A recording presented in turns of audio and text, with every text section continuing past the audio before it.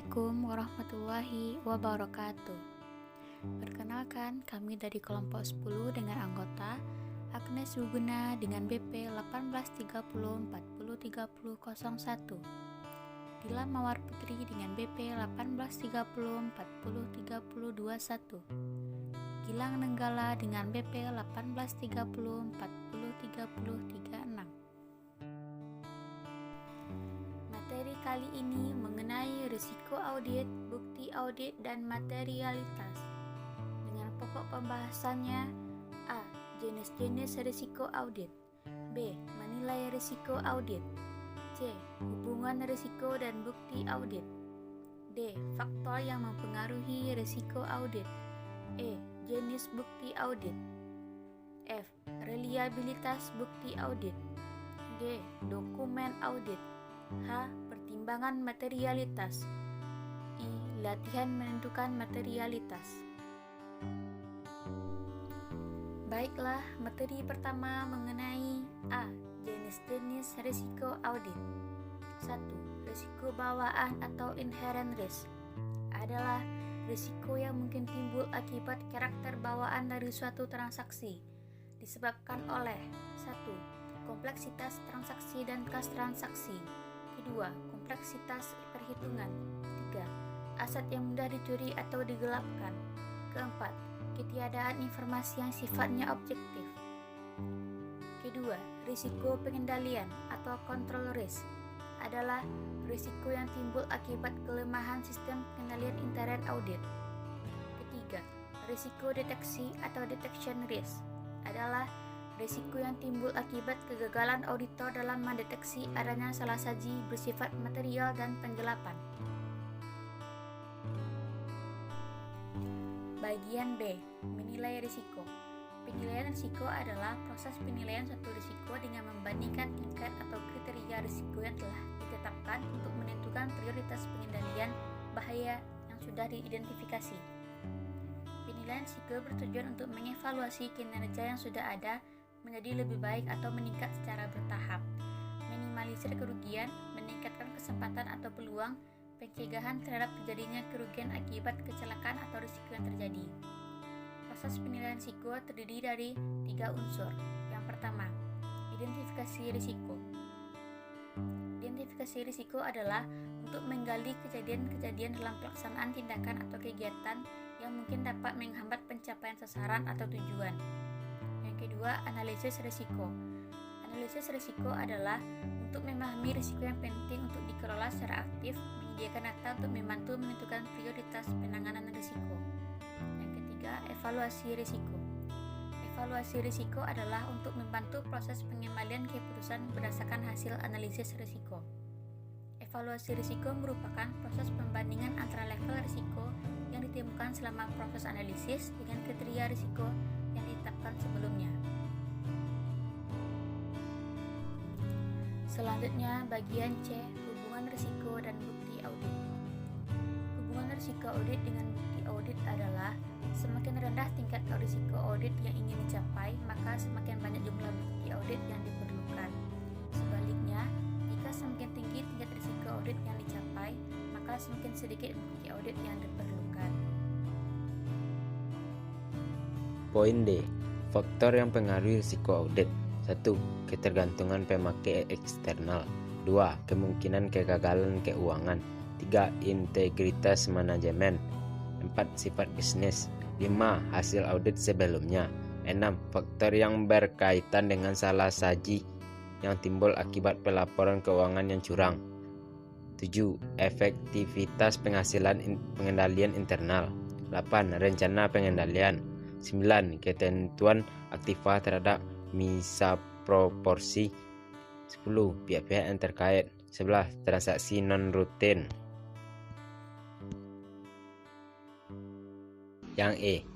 Jenis bukti audit. 1. Pemeriksaan fisik adalah salah satu perhitungan yang dilakukan oleh auditor atas berwujud. 2. Konfirmasi adalah jawaban lisan atau tertulis yang diterima dari pihak ketiga yang independen untuk melakukan verifikasi atas kekuatan informasi yang diminta oleh auditor. 3. Dokumentasi adalah pemeriksaan auditor atas dokumen-dokumen dan catatan klien untuk membuktikan informasi yang harus atau sebaliknya dimasukkan dalam laporan keuangan. 4. Prosedur analitis adalah menggunakan perbandingan dan keterkaitan untuk menilai apakah saldo-saldo, akun, atau data lain yang muncul setelah disajikan secara wajar dibandingkan dengan perkiraan auditor. 5. Tanya jawab dengan klien adalah diperolehnya jawaban tertulis atau informasi dari klien sebagai jawaban atas pertanyaan yang diberikan auditor. 6. Perhitungan ulang adalah perhitungan ulang yang mencakup pengecekan ulang atas contoh-contoh perhitungan yang dilakukan oleh klien. 7. Pengerjaan ulang adalah pengujian yang dilakukan oleh seorang auditor independen terhadap prosedur pembukuan. Yang F. Reliabilitas bukti audit. Reliabilitas bukti mengacu pada tingkat di mana bukti tersebut dianggap dapat dipercaya atau layak dipercaya. Karakteristik reliabilitas dari bukti audit yaitu 1. Independensi penyedia bukti. Bukti yang diperoleh dari luar entitas lebih dapat diandalkan dibandingkan dengan bukti yang diperoleh dari dalam entitas. 2. Efektivitas pengendalian intern klien. Bukti audit lebih dapat diandalkan jika pengendalian intern klien efektif, bukan lemah. Pengetahuan langsung. Auditor bukti audit yang diperoleh langsung auditor melalui pemeriksaan fisik, observasi, penghitungan ulang, dan inspeksi akan lebih dapat diandalkan ketimbang informasi yang diperoleh secara tidak langsung. 4. Kualifikasi individu yang menyediakan informasi. 5. Bukti yang objektif lebih dapat diandalkan dibandingkan bukti subjektif. Bagian G. Dokumen audit. Dokumen audit adalah catatan utama tentang prosedur auditing yang diterapkan, bukti yang diperoleh, dan kesimpulan yang dicapai auditor dalam melaksanakan penugasan. Tujuan dokumentasi audit adalah untuk membantu auditor dalam memberikan kepastian yang layak bahwa audit yang memadai telah dilakukan sesuai dengan standar audit. Tujuan khusus dokumentasi audit: yang pertama, dasar bagi perencanaan audit; yang kedua, catatan bukti yang dikumpulkan dan hasil pengujian; yang ketiga, data untuk menentukan jenis laporan audit yang tepat; yang keempat, dasar bagi review oleh supervisor dan partner. Dokumentasi audit yang disiapkan selama penugasan termasuk schedule yang disiapkan oleh auditor adalah properti auditor. Klien memiliki hak hukum untuk memeriksa file tersebut hanya ketika dipanggil oleh pengadilan sebagai bukti hukum. Berdasarkan aturan 301 KDE perilaku profesional yang menyatakan seorang anggota tidak boleh mengungkapkan informasi rahasia yang diperoleh selama penugasan profesional kecuali dengan persetujuan klien, maka terdapat hubungan rahasia antara klien dengan auditor. Bagian H. Perkembangan materialitas. Konsep materialitas adalah besarnya nilai yang dihilangkan atau salah saji informasi akuntansi yang dilihat dari keadaan yang melingkupinya. Dapat mengakibatkan perubahan atas atau pengaruh terhadap pertimbangan orang yang melakukan kepercayaan terhadap informasi tersebut karena adanya penghilangan atau salah saji tersebut. Pertimbangan materialitas mencakup pertimbangan kuantitatif dan kualitatif. Yang pertama, pertimbangan kuantitatif adalah berkaitan dengan salah saji dengan jumlah kunci tertentu dalam laporan keuangan. Yang kedua, pertimbangan kualitatif adalah berkaitan dengan salah saji. Contoh, laba bersih sebelum pajak. Pajak ini besarnya yaitu 100 juta.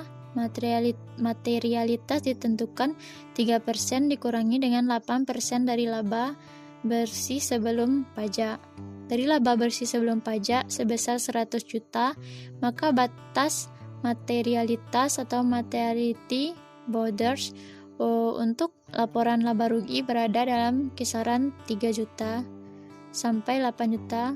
Batas bawah dihitung 3% dikali dengan 100 juta dan batas atas dihitung 8% dikali dengan 100 juta. Jawabnya yaitu jika ada salah saji gabungan kurang dari 3% dianggap salah saji yang tidak material. Namun jika ada salah saji gabungan lebih dari 8% dianggap salah saji materialitas, sedangkan 3% dikurangi dengan 8% memerlukan pertimbangan auditor untuk memutuskan materialitasnya. Bagian I. Latihan menentukan materialitas. Cara menentukan materialitas yang pertama mempunyai pengetahuan yang cukup mengenai bisnis, kegiatan ekonomis, dan akuntansi. Yang kedua mempunyai keinginan untuk mempelajari informasi dalam laporan keuangan dengan cukup cermat. Yang ketiga memahami bahwa laporan keuangan dibuat dan diaudit pada tingkat materialitas dan mengabaikan yang tidak material.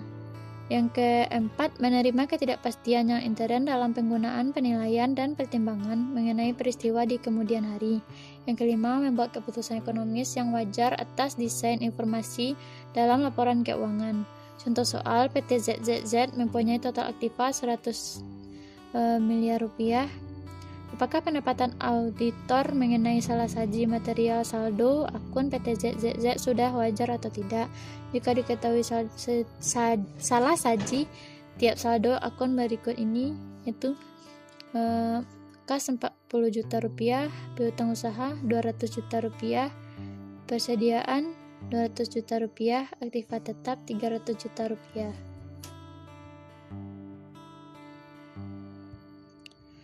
Diketahui alokasi materialitas pada tiap akun, kas 5%, piutang usaha 15%, persediaan 30%, aktiva tetap 50%. Jawab yang pertama, menghitung tingkat materialitas 1% dikali dengan 100 miliar sama dengan 1 miliar. Yang kedua, menghitung alokasi materialitas pada tiap akun. Kas 5% dikali 1 miliar sama dengan 50 juta. Piutang usaha 15% dikali dengan 1 miliar sama dengan 150 juta.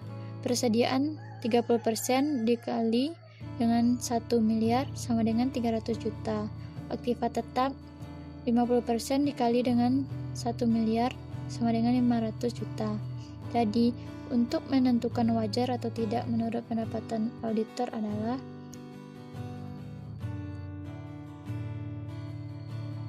kas pada kolom salah saji 40 juta rupiah, pada kolom tingkat materialitas 50 juta rupiah, pada kolom pendapatan auditor wajar. Piutang usaha pada kolom salah saji 200 juta, pada tingkat materialitas 150 juta, pada pendapatan auditor terangannya tidak wajar. Persediaan pada kolom salah saji 200 juta, pada tingkat materialitas 300 juta, dan pendapatan auditornya wajar. Aktiva tetap pada kolom salah saji 400 juta, di tingkat materialitas 500 juta, pendapatan auditornya wajar. Keterangannya, wajar karena salah saji kecil dari tingkat materialitas, tidak wajar atau salah saji besar dari tingkat materialitas. Baiklah, hanya itu yang dapat kami sampaikan pada materi kali ini. Semoga materi ini dapat bermanfaat bagi kita semua. Terima kasih. Assalamualaikum warahmatullahi wabarakatuh.